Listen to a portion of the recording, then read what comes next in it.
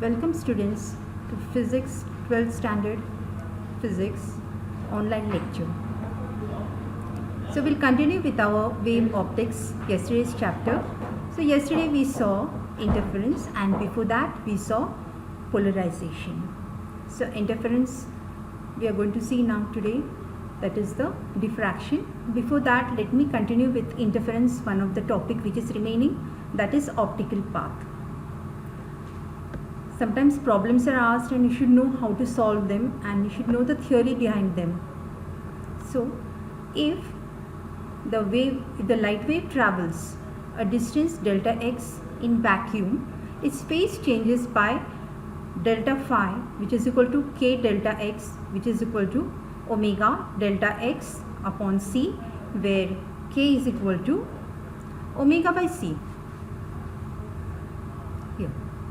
Then in case the wave is traveling in a medium having a refractive index n, its phase changes by delta phi dash, which is equal to k dash delta x equal to omega n delta x upon c, which is equal to omega delta x dash upon c, where delta x dash is equal to n delta x.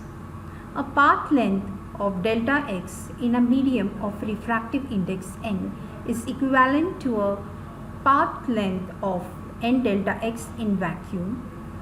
N delta x is called the optical path travelled by the wave.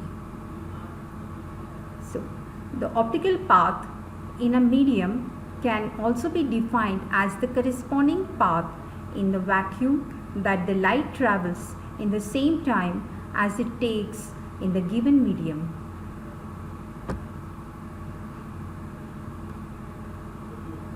Now, as we know, time is equal to distance upon speed, that is t is equal to d medium upon v medium, which is equal to d vacuum upon d v vacuum.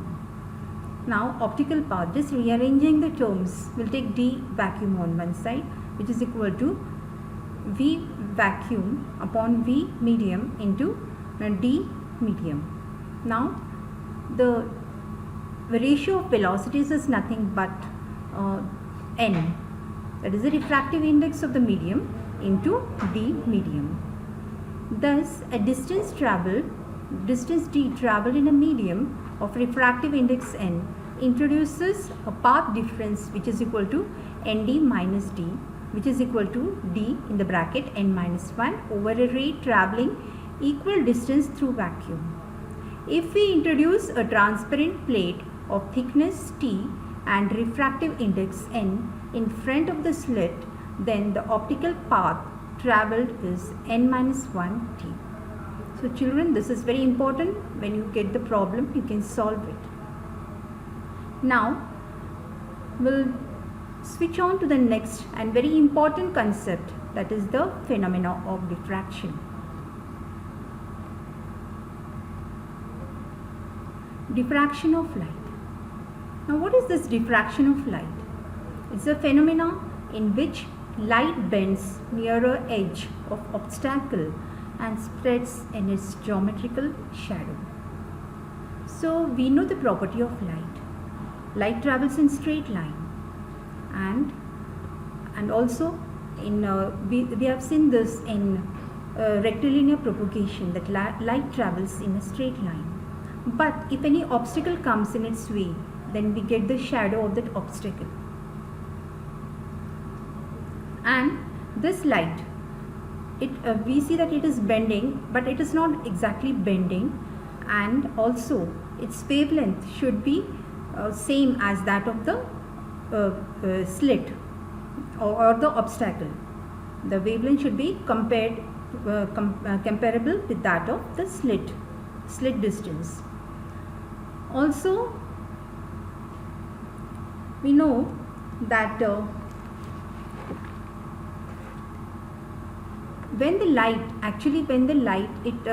gets near the slit, actually what happens is, because of the Huygens principle, it acts as a secondary source, giving rise to the secondary wavelet, and because of that the light, it enters the geometrical shadow region.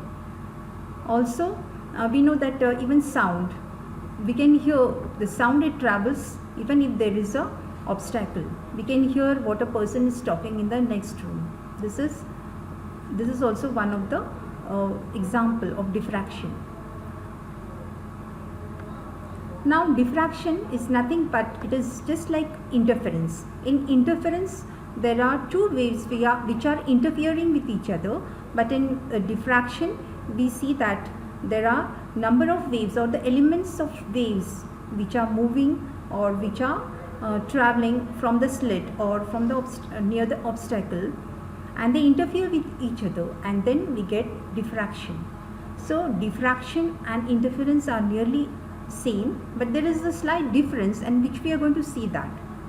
Before that, let us see diffraction of light once again, the phenomena in which light bends near an edge of obstacle and spreads in geometrical shadow. There are two types of diffractions.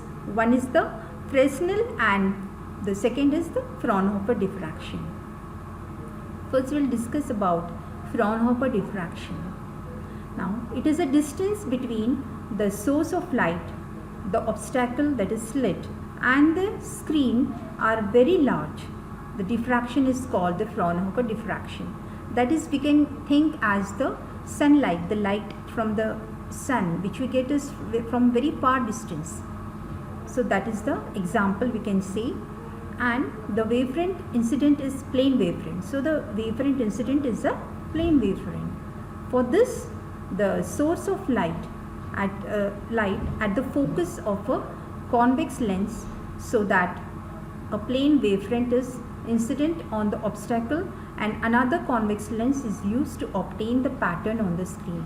So here we see that there are two lenses, biconvex lenses used. One is used to it is used to get the parallel, or you can say the plane wavefront from the source, because we are taking a limited, that is the linear source rather. And secondly, we are using second lens to get the pattern on the screen.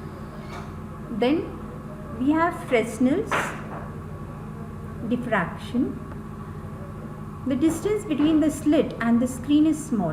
Now here the source taken is just like a bulb or a tube light or whatever. It can be a linear source. Then the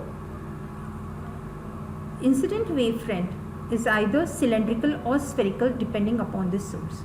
So the wavefront which we get is spherical one. Then a lens is not required to observe the diffraction pattern on the screen. So these are nearly the three comparison points which we have seen in Fraunhofer diffraction and the Fresnel diffraction. Now we'll switch on to the experimental setup for Fraunhofer diffraction. See this diagram you can see here. We are using two lenses here in Fraunhofer diffraction method. Now here this is the first biconvex lens used. So a monochromatic light, source of light S at the focus of a converging lens is kept so that emerging beam will consist of plane parallel rays resulting in the plane wavefront. So here you can see that there is a this is diverging rays actually, but they are, because of this converging lens, we are getting the parallel rays coming here as if they are coming from far away. So it is a plane wavefront. These are incident on the diffracting slit. Now here there is a slit y dash, you can see that it is a slit, or AB y dash. So it is a slit and the rays are coming, parallel rays are incident on the slit. Emerging beam is incident on another convex lens that focuses the beam on the screen. So after this, when it is emerging from this rays, we can see that they are coming on the other screen. We can see this.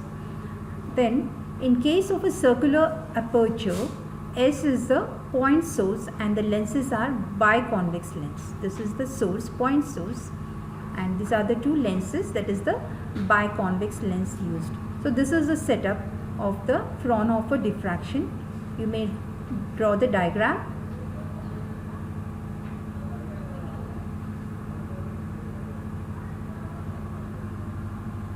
Now, Fraunhofer diffraction of single slit. We'll derive the equation just like interference. It is similar to diffraction as I told you, but there are some points which we have to compare later on, and we'll see this. We'll derive the equations for the maxima and minima. See the figure. The cross section of a plane wavefront y dash incident on a single slit of width AB. Here you can see AB is the slit, and here there is no other convex lens, but we can imagine that there is a lens here. Actually there is a lens, but just for simplicity it is just we are getting the plane wavefront, and that is nothing but from the first converging lens. Then the plane wavefront reaches the slit. Each slit element becomes the secondary source of cylindrical wavefronts responsible for diffraction in all possible directions. So here when it reaches here, it becomes a secondary source. There are elements of waves and they give rise to the secondary wavefronts or cylindrical wavefronts. A cylindrical lens is kept next to the slit. Next to the slit converges the emergent beam into the screen kept at the focus f is equal to d. So we can see that the distance f, this f is equal to d. The distance between the screen and the slit is capital D. See the figure. Here we can see that the rays coming from AO and OB, they are equidistant from O, and because of that the phase difference between this AO and OB, which is coming at P0, is same, and because of that, as they are in the phase, same phase or constant phase, so P0 is we have P0, which is a central maxima, you can say. It is a bright point. Remember that this is a central maxima and it is the brightest point in the diffraction pattern.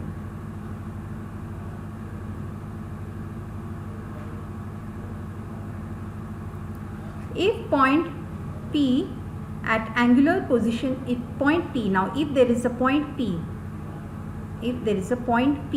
at angular position theta, see here, this is the second point. If there is another point P, so this point, now this is the maxima, remember this is the central maxima and it is the brightest point. But if point P is another position at theta, then the paths of rays between AB and AC are BC equal to A sine theta, which is equal to lambda. So this point might be bright or dark depending upon the conditions. Now consider this ABC as a right angle triangle. ABC is a right angle triangle. Let K be the midpoint of AC. Let K be the midpoint of AC. Therefore, OK is equal to OK is equal to half BC by similarity of triangles, which is equal to lambda by 2, because BC is the path difference and so it is lambda by 2. Thus the difference between AP and OP is lambda by 2. Thus all such pairs of points between AO and OB will produce destructive interference at P. This makes point P to be the first minimum. So this is the destructive point P. The condition for this, hence at the location of the nth minima, the path difference between the extreme rays A sine theta is equal to plus minus n lambda. So this is the very important condition. It is the first minima, whereas in diffraction it was first maxima. Here it is first minima at theta is equal to plus minus n lambda. The path difference between the extreme rays at the nth maxima is a sine theta, which is equal to plus minus n plus half lambda. So this is for minima and this is the for the maxima. At this point it is maxima. So this, and point P0, remember this point P0 is the central brightest point of or you can have maximum intensity rather at P0. Now look at the figure. Sin theta is nearly equal to tan theta, as we know it by mathematics from trigonometry. So that is equal to nearly approximately equal to y upon d, y upon capital D, where y is the distance between P0 to P. Remember, where y is the distance between P0 to P, from P to P0, and D is the distance from the screen to the diffracting element.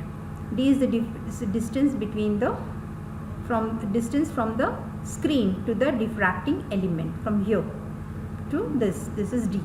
Thus at the nth dark point on either side of the central bright point, theta nd, so this is the angular displacement, theta nd is equal to y nd upon d, which is equal to n lambda upon a. Now rearranging the terms, y nd is equal to n lambda capital D upon small a, which is nothing but equal to n into w, where w is the width.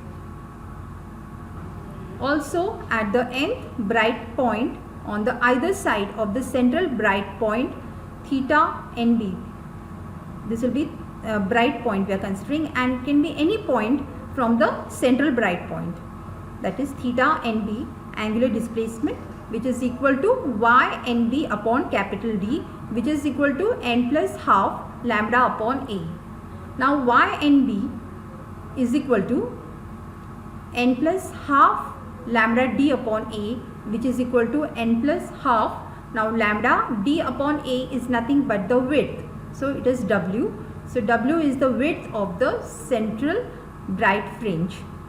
Now we'll see, now this is regarding w is the width of the bright point, but now we are going to see the width of the central bright fringe, that is wc, that is equal to twice of y1d, because it is the distance between the first minima from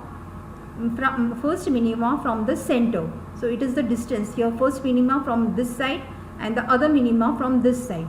So that is the distance between, that is the central bright fringe. We can say that is the distance of the or width of the central bright fringe, and it is twice that of the first minima. So 2y1d, that is equal to 2w. So it is equal to twice lambda d upon a. So remember this is very important. In diffraction we have, it is the central bright band is double times that of maxima or minimum fringe, whereas in diffraction all are same. From the central bright band is also of the same width as maxima or minima.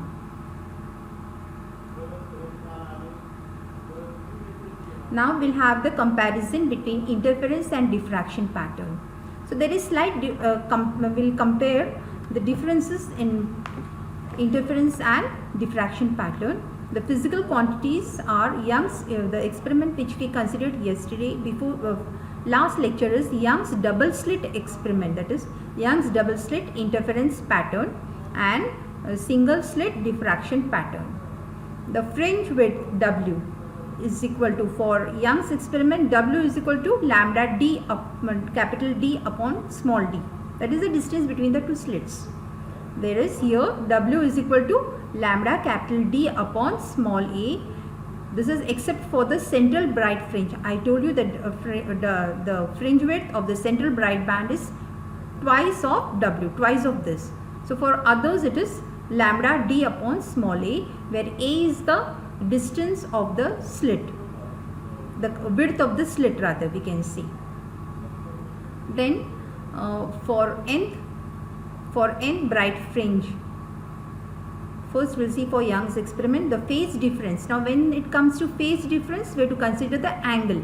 So angle, that is a delta between extreme rays, is n times 2 pi, and here it is n plus half times of 2 pi, and here angular position theta is n times lambda upon d, whereas here it is n plus half lambda upon d. Here path difference, when we consider the path difference, it is the length, we can say. So length is the wavelength rather.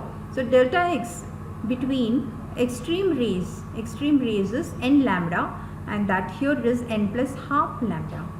The distance from the central bright spot y is n times lambda d upon d, which is equal to n times of the width. Here it is n plus half times the lambda d upon a, which is equal to n w. W is the width of the fringes. Then we'll see for nth dark fringe. Now for dark fringe, phase difference delta between extreme rays is n minus half 2 pi. 2 pi is the angle, that is, and here it is for the single slit, it is n 2 pi. Then angular position theta, it is for the Young's experiment n minus half lambda upon d, here n into lambda upon d. Path difference delta x between extreme rays is n minus half lambda, and this is n lambda. Distance from the central bright spot y, n minus, here it is n minus half lambda d, capital D upon d, which is equal to n w, that is width, and here it is, and for the single slit, n lambda d upon a, which is equal to n w.